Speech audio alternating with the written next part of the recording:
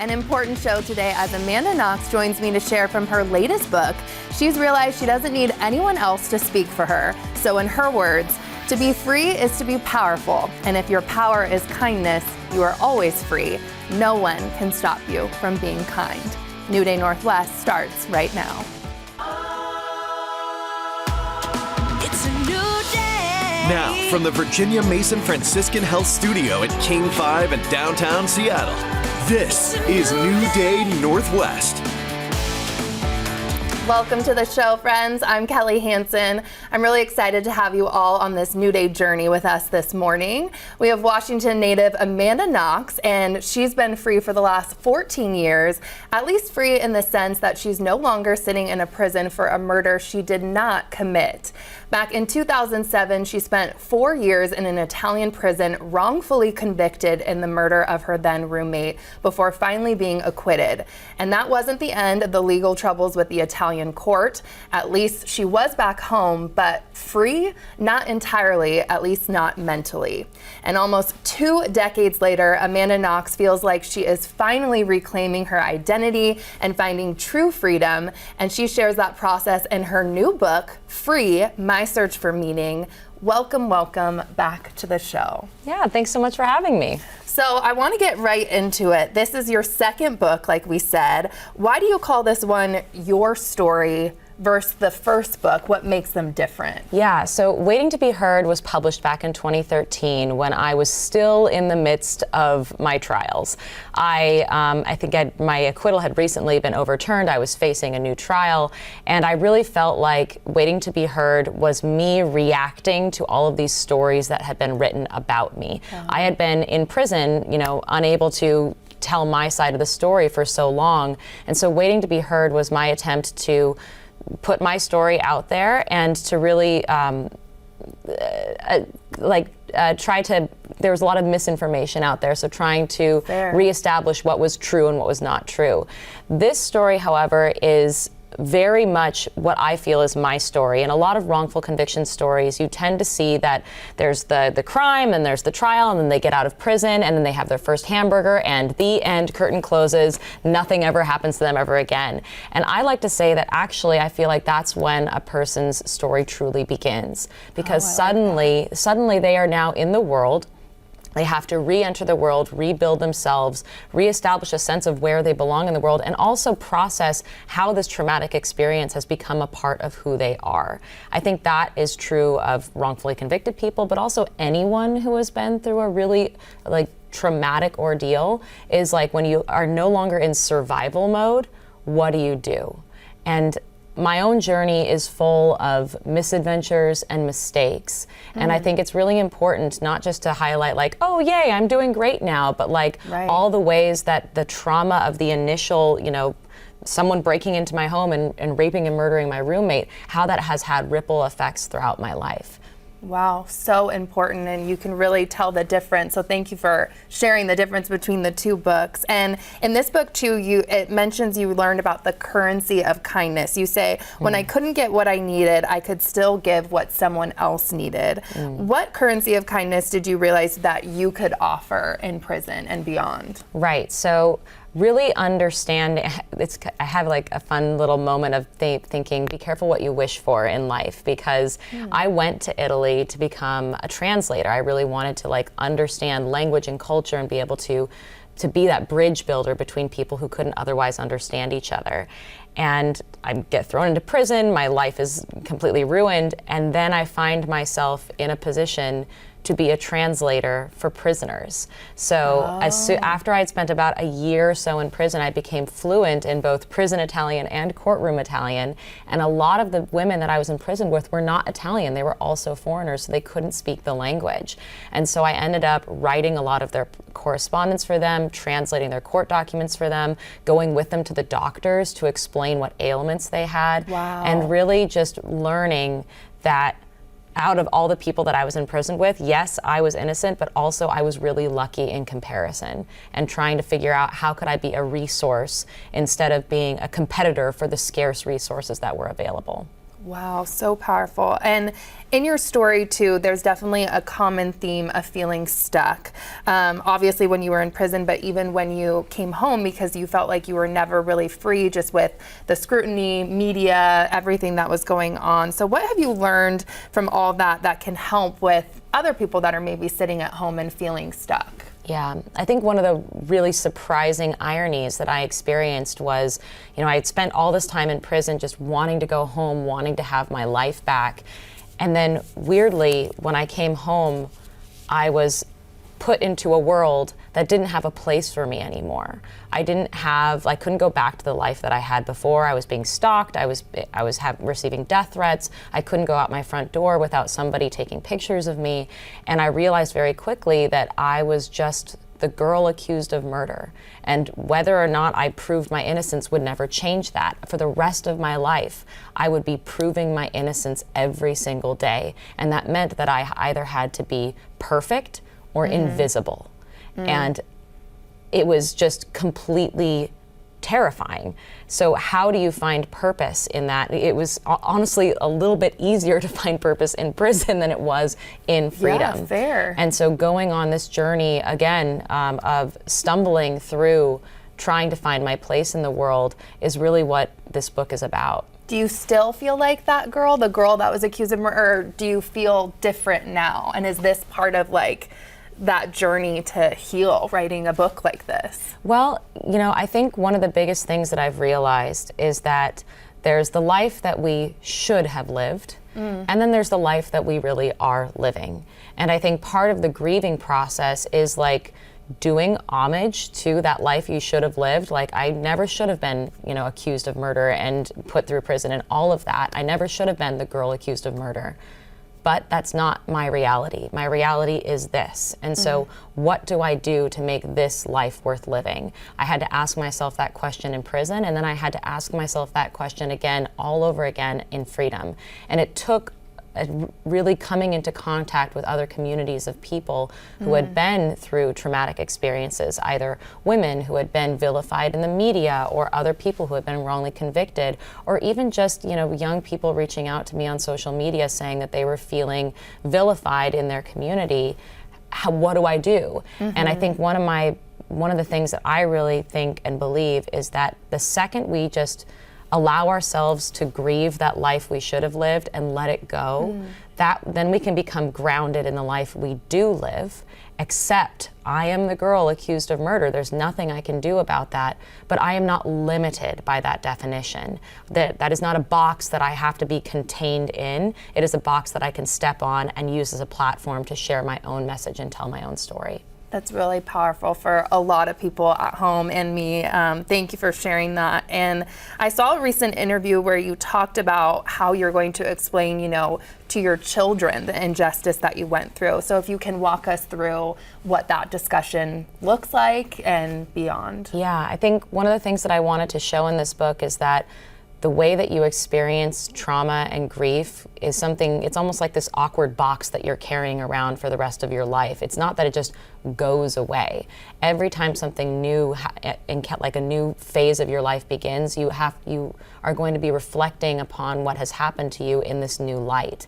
And really, like, giving birth to my daughter really hit me very hard about what I had gone through, but also what my mom had gone through.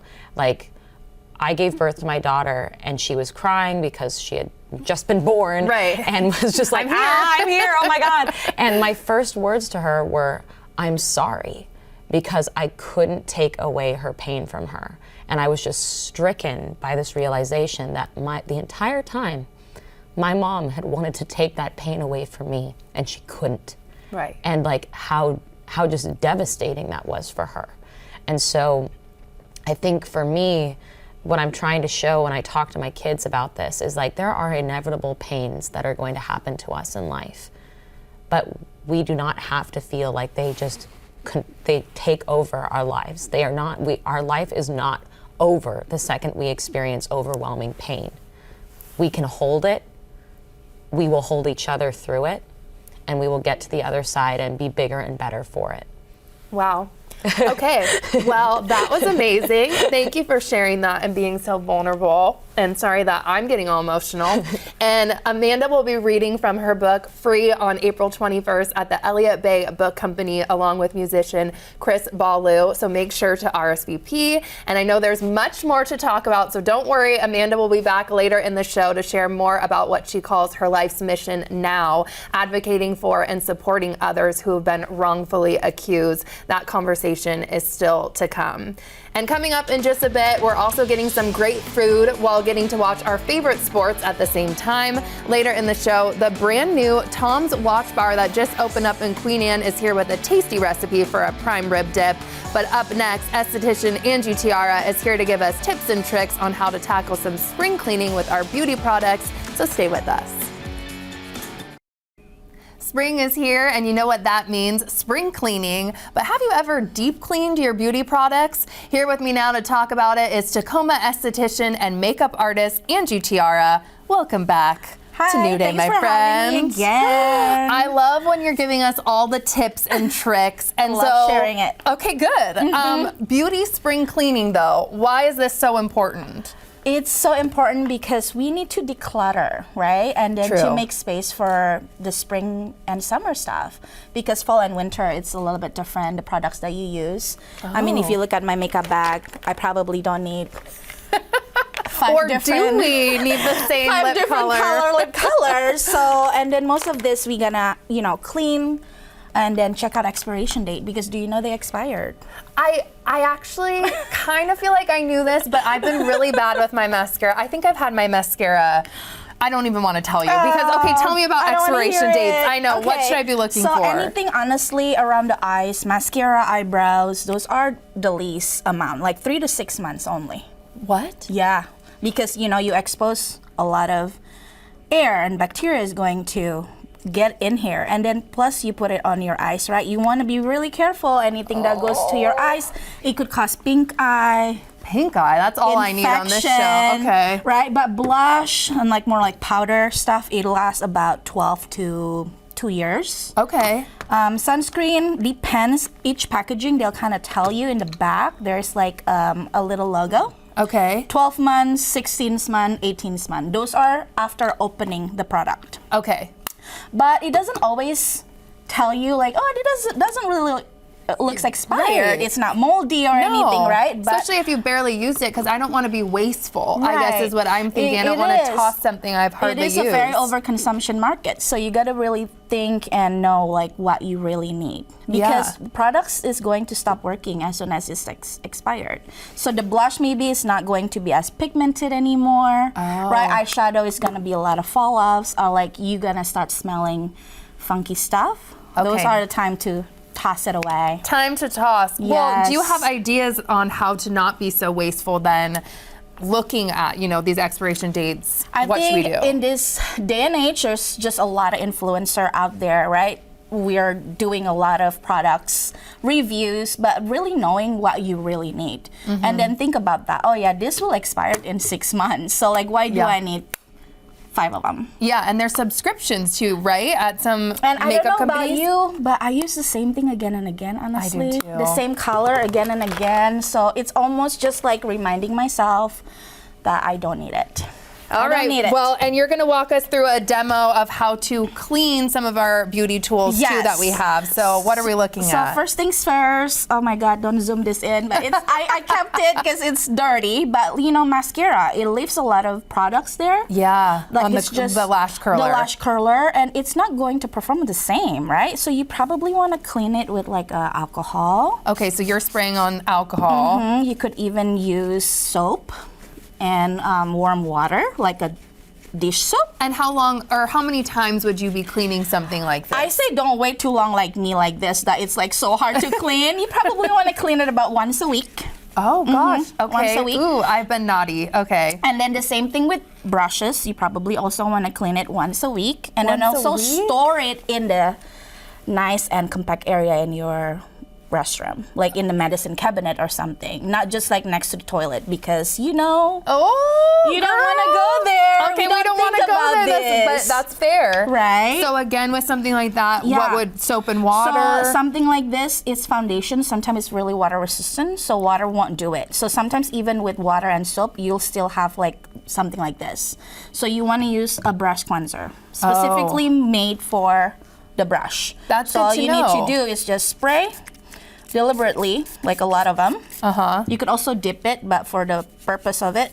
And then Look at how much is coming off. it's already coming off, so you want to get rid most of it, right? Yeah. And then you could run it through water.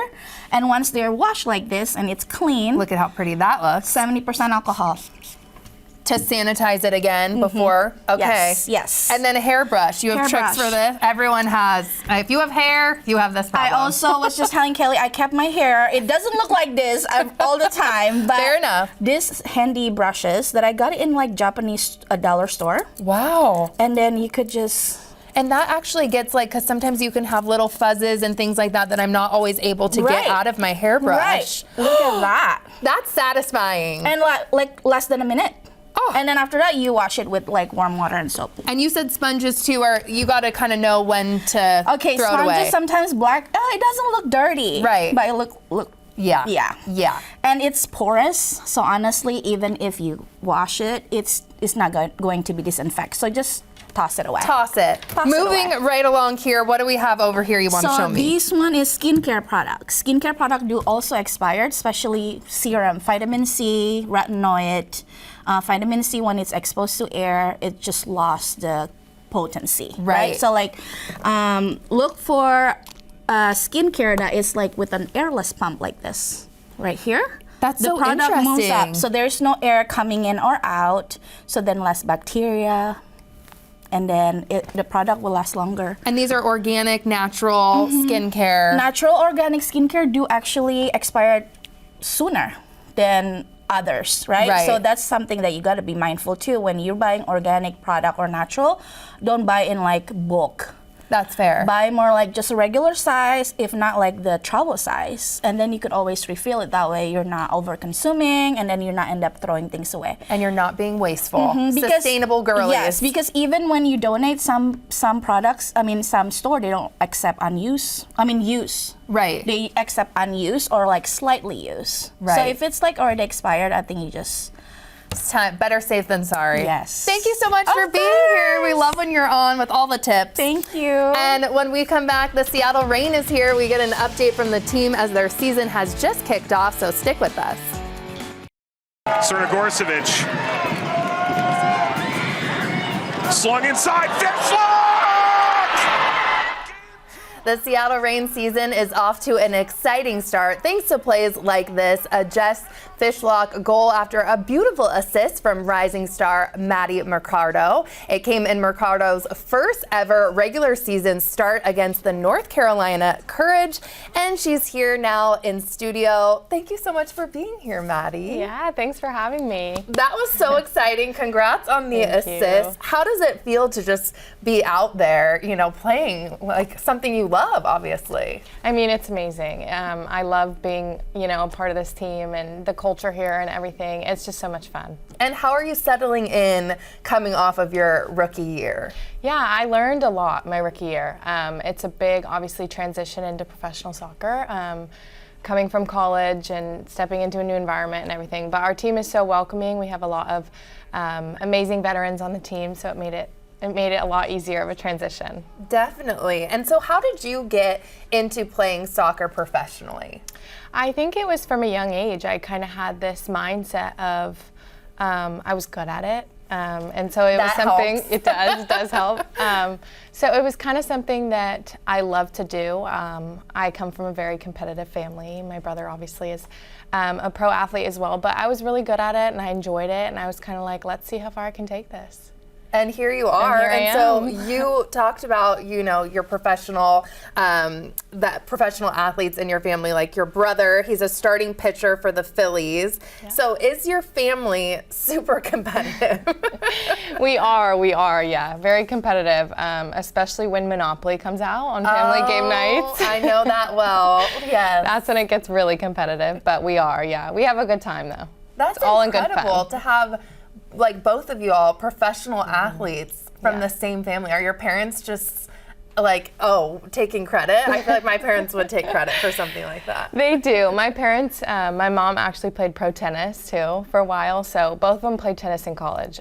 So all three of us are different sports, but sports are similar in a lot of aspects. But yeah, they kind of have sat back and let us do our thing. They let us choose our sports, and they're just supportive, so it's been awesome. My brother's a couple years older than me, so he is about to turn 26, which is great because I kind of followed him around as a little sister, so I learned a lot from him from a young age. That's so awesome. Yeah. You gotta love that bond. Yeah. And speaking of the competition that we just talked about, I hear the Reign had a team bonding event during the preseason, and it was much like the show Traders. Yeah. So tell me about this.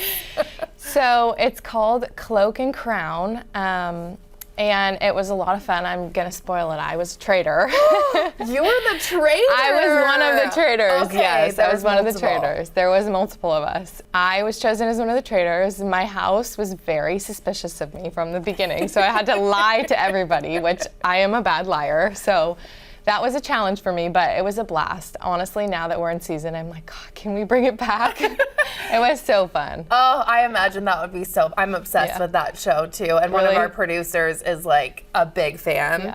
Yeah. Also during the off season, the Reign adopted a new anthem, right? So tell me about that. So Brittany Davis, they collaborated with her and she produced it for us, which is amazing.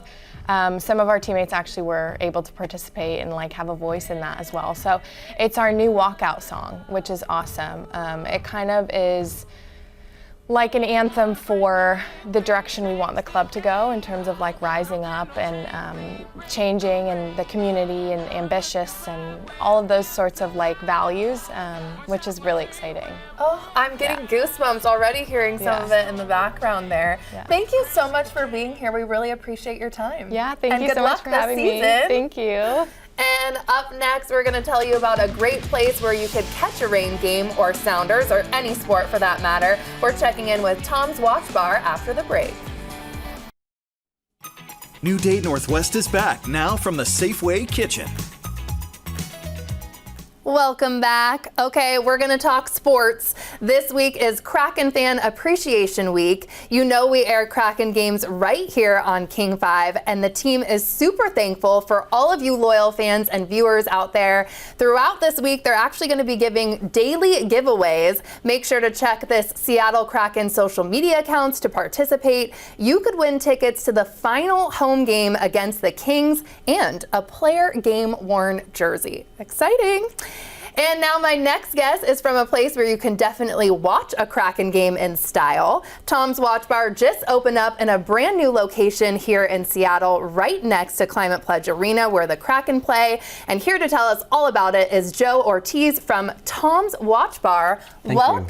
Thank you for having me. Oh my gosh, this spread is like what dreams are made of. I love Brought a lot of good stuff. Oh, all of this is my favorite foods. But you're gonna walk me through what we're making today. What do you have on the agenda? Well, we're making our most popular dish. We're making a prime rib dip sandwich, and I'm going to show you how we make it. Super easy. Please. Okay, I like easy. Walk me through it. All right, well, we already seasoned our prime rib. It is shaved prime rib stacked, and we're going to put a little bit of butter in the pan. Butter, I imagine, is important. You gotta have a little butter. Okay, so no oil, we're not skimping here. We're putting Correct. on butter. Wow. We're What's the season seasoning? coast to coast. Well, that's a little secret from us. Okay. A little secret. I see pepper for people at home. That's all I'll Definitely say. some It's salt okay. and pepper in there. So we're going to let that sit for a little bit, but I brought extra goodies for you guys. Ooh, okay, then walk me through and how long is this gonna sear to? 1:30. A minute 30. Okay, let's start on this side here with these wings. What is going on there? Well, we are a sports bar. We gotta have some wings. We have 5 different flavors of wings. I brought you guys a classic buffalo as well as our Nashville chicken wings. Ooh, Okay, is the Nashville like spicier or They what are we... spicier. So, Okay. but we have plenty of other flavors such as Korean barbecue as well as regular barbecue and Jamaican jerk. Okay, well, I'm going to taste test that, and while I'm doing that, maybe you can pour on the magic that Yes, is there. this What is is our this? crispy chicken and cornbread pancake. We have honey butter on top, and we just got to add a little bit of syrup on it to complete the dish. Holy wait, you said a Cornbread pancake. cornbread pancake. We also serve this, our chicken tots in Nashville if you want a little kick on that. I do. I would love a little cake. It's okay though. I'm diving into this pancake. Again, what dreams are made of. And over there, that looks like a massive amount of nachos. This is our dip dish, birria chicken, birria nachos. We have pico de gallo, jalapenos, and it comes with our queso con chili sauce. Whoa, that pancake? Holy moly, chicken and cornbread pancake. Okay, what are you doing here in this pan? You know, I'm just toasting the bread a little bit. And then we also have some more cocktails here as well. We have our lavender lemon drop, which is really popular. Oh, sign me up, okay. Lavender lemon drop, cheers, okay. And what else is happening? This is Blue Crushed. Again, one of the most popular cocktails. What's in the Blue Crush? That is lime flavor rum with blue raspberry syrup and lime soda. Ooh, okay, I see a cherry in there and some blue, some Kraken blue colors Right. and Seattle Mariners. Let's taste test. Ooh, blue raspberry, I like it. Okay, and look at that sear. That looks amazing. So it was a minute and then we go to the other side. Correct. We do roast our prime rib and we sear on the outside of it, but we do want to cook it to a medium rare. Medium rare is the goal. That smells absolutely fantastic. Okay, and then this last drink, you're gonna This also is our show me party this. starter. You know, it is a double-sized hibiscus margarita. Okay. And then we bomb it with the watermelon Red Bull. Okay, Are you going to be able to bomb it? I don't know. I feel like this is not gonna end well, but we're gonna try our best. So, We always encourage our guests to do it. oh, you do? Yes. So it's not just, you're not rolling out the red carpet just for me. People at Tom's can do this. So you said that there's a tip to do this. So not to go in full vertical. You got to put it in an angle, for sure. But if you mess it up, then you got to start Then I just start the chugging cocktail. it. Yep. This is gonna take a turn. Okay, here we go. Bomb it. I don't know. I think. There you go. You did great. Yeah, hey, thank you. Okay. Ooh, floral, kind of floral. Got the energy Yeah. up. The Red Bull. That'll take care of you all night long. Okay. I'm adding some Havarti cheese to our prime bread. We're going to let that melt for a little bit. What kind of cheese did you put on? Havarti cheese. Havarti. So you're just looking at this point to see when the cheese gets melted to your That's it. liking. It's a simple dish, but it's our most popular. Why do you think it's your most popular? It's just having like a prime rib dinner right at a sports bar, but it's just delicious. It almost melts in your mouth. It's really great. Okay, so talk me through the space for someone that hasn't visited. I just went recently. The venue's incredible, so Thank you. tell me about it. Well, we have partnered with the Kraken and the Climate Pledge Arena to bring a premium sports watching experience for Look all at Seattle that. fans. Our venue is 24,000 square feet. It's massive. We have 3 levels, which include a beautiful terrace that overlooks the Olympics, the sound, as well as the Space Needle. So it's beautiful out there. Can't wait for the summer. Oh, I bet you're going to have all the watch parties. This would be a great venue to host a private event, I imagine. Definitely. Watch parties is what we do, is what we're known for. We're very interactive with our guests. We have 360 viewing rooms, over 150 TVs with high definition projectors. It is definitely a vibe when you're in there. And how would you describe the overall vibe too? Well- Because it doesn't feel like your typical bar. Like when I went there, like the food, everything seems so elevated. Definitely. You know, we focus on the guest experience. It's not just about great food, great drinks. You know, it's about the customer service that we get from our employees. And of course, the ambience that we create through interactive experiences, whether it's raffles that we have. You know, we put the sound, we have the capability to put different sounds, different sports in different rooms. So anything that we can do to enhance, we like to be the best place to watch any sporting event besides the actual arena, of course. Oh, so maybe if I say, you know, I want to watch a horseback riding event, you might be down for that. Who knows? Right. Okay, that So looks this like is ready it's to go. done. How do we plate this? Look at the like juice that's coming off Yes. of that. Wow. Hello. Toasty bread, prime rib, Havarti cheese. That looks picture perfect. I can't wait to taste test this. Very good. Oh, and while I'm taste testing this, you also have a really big selection, right, of local beers. So walk me through your selection of local beers. You know, Seattle has a lot of great breweries. We had to bring in some local beers. We just added several selection of them, and includes Georgetown, Fremont, a lot of great local breweries. Oh my gosh. You like it? This is amazing. So it comes on a huge plate like that. Yes. I'm dripping. That's how juicy serve it is. You have to dip it in our beef demi I didn't glaze. even do that. And it's what's served with this? horseradish. What? If you want to add a little spice to it. Give me a little hit of that too. So what was in this dip again? That is a beef demi glaze. Oh my goodness. So good. And this is not the first Tom's watch bar you worked at, right? It is not. This is my third opening where Tom's, but this is our 15th location for our company. You know, we're striving to grow as much as we can, but right now we're just focusing on Seattle for right now and making sure we deliver a great experience for everyone here. Why do you think people love it so much too? You have quite a following. We sure do. You know, again, I think it's just the fact that we create the best watch parties. We literally go all out every time we have one. For instance, yesterday we had the championship game for NCAA. That was huge for us. Oh, I bet. We have this Saturday, we have our first UFC fight night, which is going to be incredible. Great card. Again, it's about the atmosphere that we create with big drinks, big food, and great service. Wow, you crushed it. That was amazing. I probably have some stuff on my face. It's okay. Thank you. And when we come back, checking in on a mission to help one deserving family win a new roof. So stay with us. Thank you. There's still time to nominate someone for the Halo Project. It's Guardian Roofing's annual initiative dedicated to providing free roof repairs and replacements to deserving people or nonprofits in our community. And joining me once again are Guardian Roofing owners Matt and Lori Swanson. Thank you both for being here. Yeah, well, thank you so much for having us. Yes, so Lori, remind me again and everyone else at home what the Halo Project is. So the Halo Project is Guardian Roofing's way of giving back to the community that's supported us for nearly 20 years.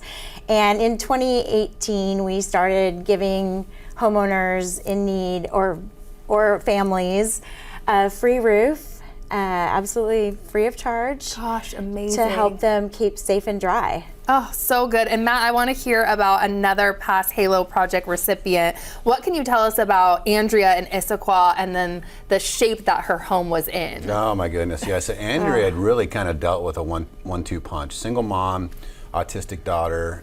She scraped up everything she could afford to buy a house, and like a lot of times there wasn't a full inspection done or the inspection wasn't correct, and she ended up with an attic full of mold. Oh, no. And it was the roof and insulation that was kind of giving her the problems. She had just dealt with a burglary, and then she had this attic full of mold and just a huge price tag, and she was just stuck. She didn't really know how she was going to handle it. So tell us about the work then that you guys all put into this roof. Sure. So it was a flat roof, and with a flat roof, obviously you have a lot smaller attic space. So we're lucky because we actually specialize in that kind of work. But we were able to take the plywood off, address the insulation, replace the insulation. Your insulation and your ventilation should be like buddies. They should work together.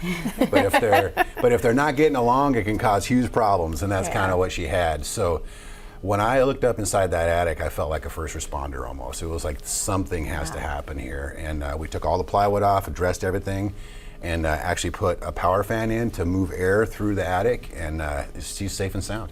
Oh my gosh, and that's got to feel amazing, right, Lori? So talk to me about being able, to step in and help during this tough time in her life, how that makes you feel. Yeah, I just remember it was really emotional for us, and I mean, when we called her, she just burst into tears. I think our whole team was in tears because it was just such an overwhelming thing she was dealing with at the time. And I mean, Andrea just represents so much of the heart of what the Halo Project is about, her strength and love of her daughter, work ethic. And so just giving back to her was so special to be able to provide her and her daughter that peace of mind after, dealing with such a traumatic and overwhelming situation that she just really had no way to fix without our help. Right. Such a huge undertaking for you all to do. So amazing that you guys were able to fix that for her. And since that project too, Guardian Roofing has expanded into Oregon. So how is that impacting the Halo project? Well, it's really exciting because now we get to serve more communities and bring the Halo to those communities and pass that along. It's not just going to be here in Washington, all of Pacific Northwest. We can help families, border to border.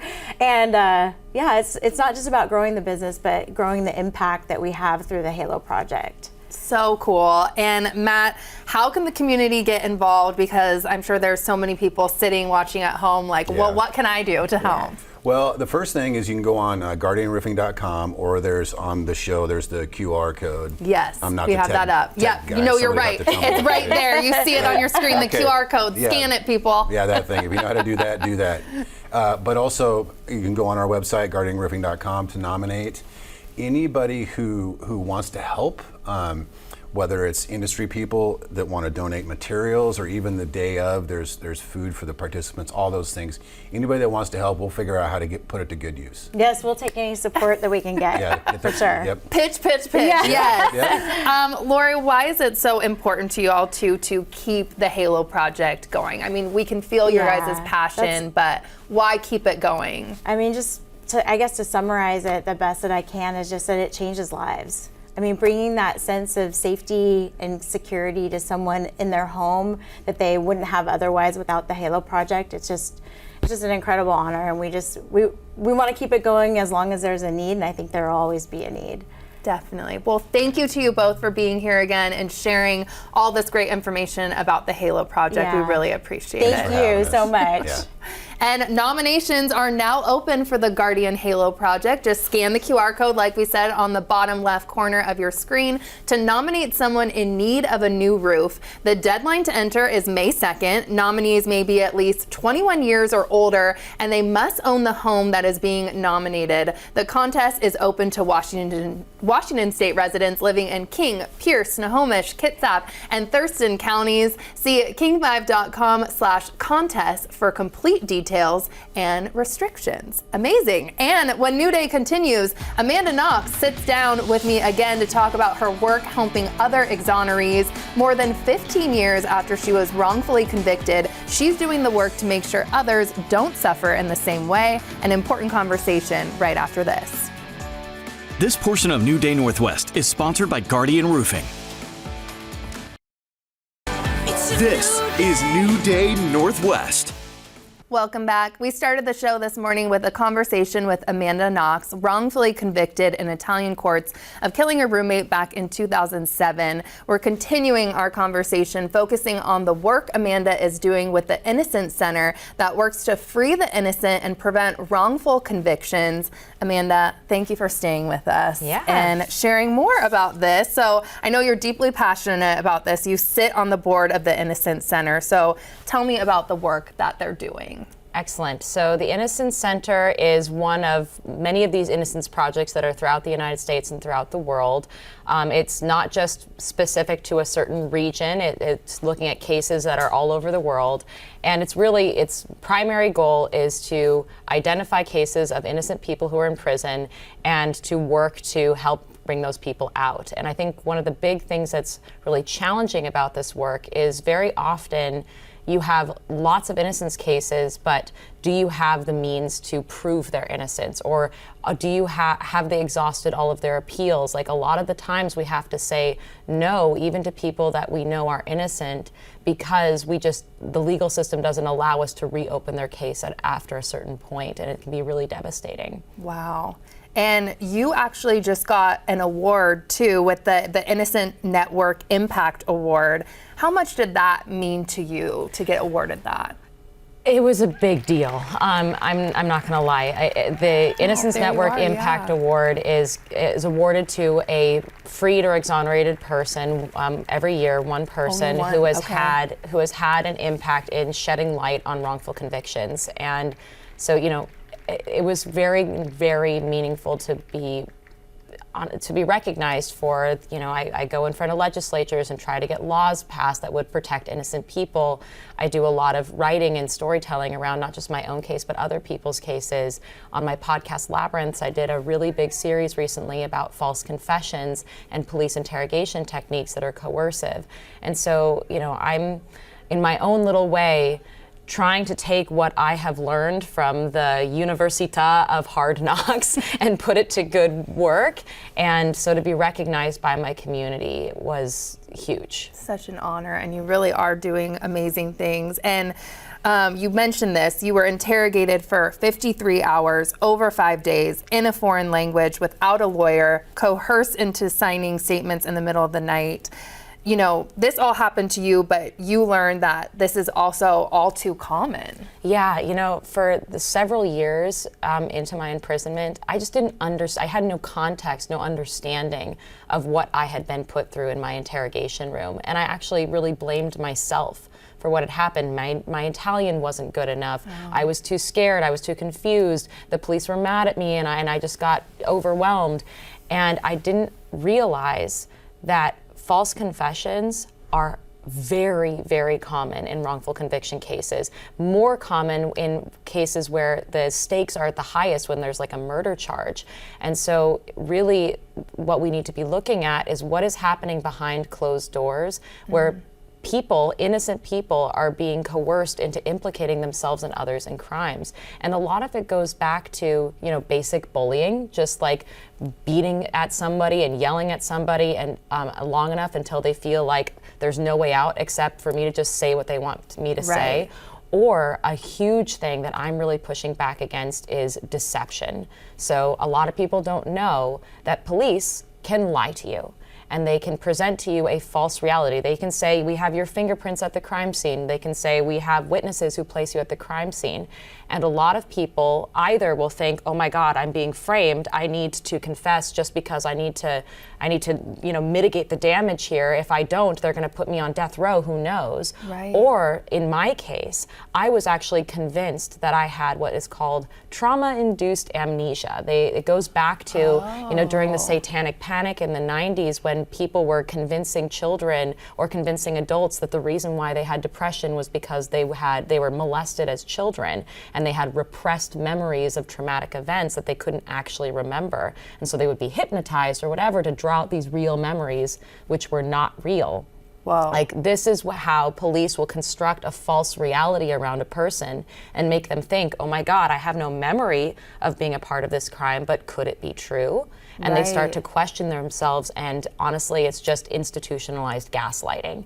And so that's what I was gonna say. It sounds like gaslighting. It is gaslighting. And so the thing that I want to push back against is this idea, I've been in front of the legislature, and one of the most frustrating things that I have ever heard was a representative of the police saying, we need to lie to people in order to do our jobs. And I'm like, what happened to serve and protect?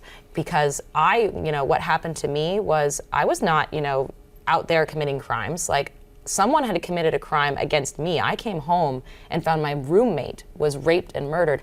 I called the police for help. Mm-hmm. And then what happened? They lied to me and they betrayed me. That is not what our relationship should be. No one should ever be afraid to call the police because they're afraid the police are going to just turn on them. Yeah, and twist things. And many of us, believe that phrase, like the truth shall set you free. But, I'm feeling like you have feelings on that. It's not always necessarily true. It's not, because I think in our adversarial system, it's not like it's this scientific laboratory where a lot of information is boiled down to truth beyond a reasonable doubt. It's really a battleground of storytelling where the prosecution tells a story, the defense tells a story, and the jury just has to decide who they believe. And I think that it's really difficult because we can't agree on what are actually facts. We can't agree on what is objective truth, and then it becomes a matter of, well, whose subjective experience or who's telling the more compelling story. Mm-hmm. And so for me, the thing that I mean, a lot of people reach out to me and say, like, I'm an innocent person in jail. What can I do? What can I do? Or I'm being wrongly accused. What do I do? And it's not as simple as the truth will set you free. Again, I mentioned that in a lot of cases there are people who can be proven to be innocent, but the way that our laws work, the Constitution does not enshrine your right to be free if you are innocent. It only enshrines your right to a fair trial. And if you've gone through all of the trials and you're still innocent in prison, there's nothing we can do about it. So it's really about changing people's perceptions when they go into the courtroom and serve on a jury, being a little more skeptical about the stories that are being told to them, and also just trying to change laws to protect people from being put in that position in the first place. And so on that note, like, what would you like to see happen with laws and beyond? Well, my sort of big thing is interrogations, which we act like what is happening in an interrogation room needs to be protected. It's almost like this sacred thing that we cannot touch. So I think we need more transparency and we need to eliminate lying. Another thing that actually I learned from the Italian criminal justice system that they actually do better than we do here is that all verdicts are motivated.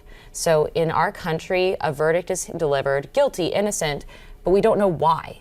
We don't know why the jury came to that decision one way or another. In Italy, they have to have a written document that explains why the verdict was one way or another, so that when it comes time to appeal, we don't have to guess what kinds of evidence we need to present in order to make a compelling case. We know what they thought was true and what was not, and then we can prove based upon those facts. Very interesting. Gosh, okay, well, I could continue talking with you for a long time, but I know we gotta go. The show's over. Amanda, thank you so much for being here and sharing your experiences with us and all the work that you're doing to reshape the systems. We really appreciate your time. And thank you to you all for spending time with us today. You can check our website for more of our content, and you can always send us an email to share your thoughts. Don't forget to enjoy your new day, and we'll see you next time. Some segments of New Day Northwest are paid for by these fine sponsors.